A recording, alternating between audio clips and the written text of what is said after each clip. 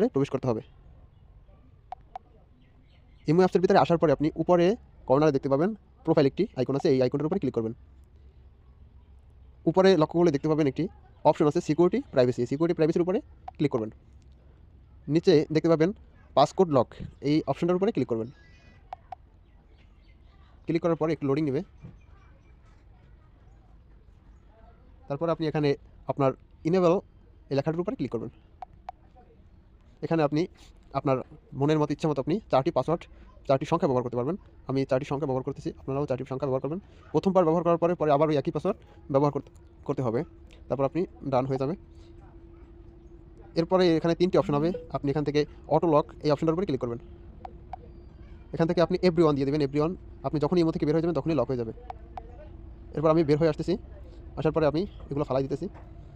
এরপরে আপনি যদি আবার ইমোর ভিতরে প্রবেশ করতে চান তাহলে আবার এই লকটি দরকার হবে।